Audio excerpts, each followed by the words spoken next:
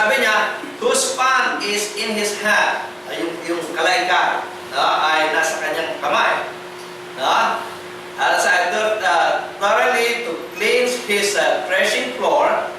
And sabi niya, to gather the wheat into his garner, but the chaff he will burn up with unquenchable fire. Itong fire na ito ay hindi hindi na nagtatapos, no? Walang hanggang apoy. So, ibig sabihin, ito ay yung hell. Di ba? So, yun yung tinatawag na baptism of fire. Tingnan natin po sa illustration. Sabi po ni John the Baptist tungkol doon sa baptism of the Holy Spirit at yung tinatawag na baptism of fire. Nakita natin si Christ po ang may dala niya. Okay? Hindi niya yung trabaho. Okay? Ang trabaho lang ni John the Baptist, i-baptize ang mga tao, magre-repent, i-baptize niya sa water. Pero pag dumating itong Christ, ang dala-dala niyang baptism ay baptism of the Holy Spirit. At ito nga yung sinasabi niya dito sa verse 17 na yung i-gather niya yung mga wheat at dadalhin niya sa kanyang garner. Okay? Doon sa kanyang lalagyan. Okay? At yung tinatawag na baptism of fire, sinasabi doon sa verse 17, ito yung chaff, yung dayami. No? Yung hindi kasama doon sa wheat. Okay?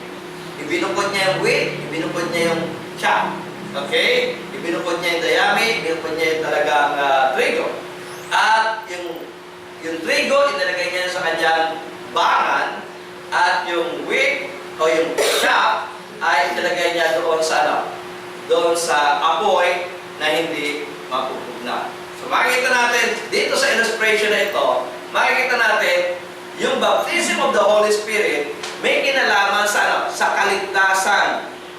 At yung baptism of fire may kinalaman sa damnation.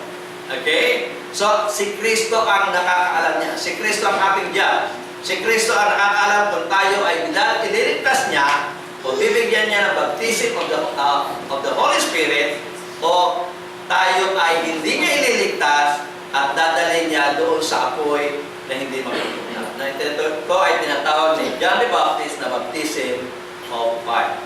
Therefore, yung pong tinatawag na baptism of the Holy Spirit at yung power of the Holy Spirit at yung gift of the Holy Spirit. Okay? Tatlong termino. Powering, baptizing, and gift. Tatlong termino may kinalaman sa pagbibigay ng Holy Spirit at ito ay may kinalaman sa salvation. So, in Acts 2, the powering of the Holy Spirit is the powering of blessings. Therefore, it is the powering of God ng kanyang pagliligtas sa lahat ng laman. Okay? So, yun po yung napag-aralan natin ng mga nakaraang linggo. Pero, ang tanong, ano naman yung filled with the Holy Spirit? Okay? Ano naman po ito? So, tayo po ay bubukas ng aklat at buksan natin doon sa Exodus chapter 31 verse 1. Sabi po ng banal na kasulatan, sulat po natin dito yung talata. Exodus chapter 31 verse 1.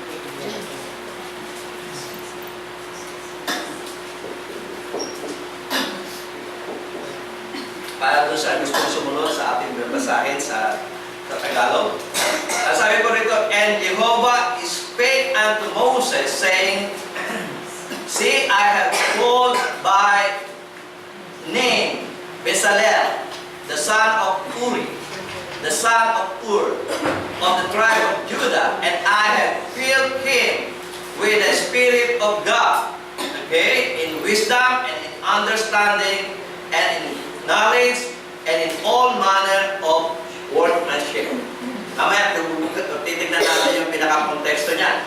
Tingnan natin po sa ating pong illustration. Makikita natin, natuwayan natin kanina na ang powering of the Holy Spirit ay nangyari lamang sa last days. Pero ito makikita natin itong gift o itong fill of the Holy Spirit o the Spirit of God, nangyari ito kahit doon pa sa time pass.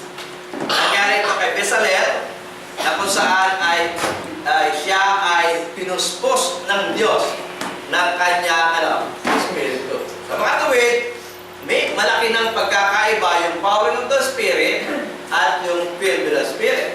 Sapagkat ang power of the Spirit, ito ay pinangako at itinupad ng Diyos doon sa last days. Pero yung filled of the Holy Spirit, sakop niya. Maski yung time path, meron mga insidente at meron mga pangyayari na kung saan ang Holy Spirit ay pumuspo sa isang tao na tulad ni Bezalel.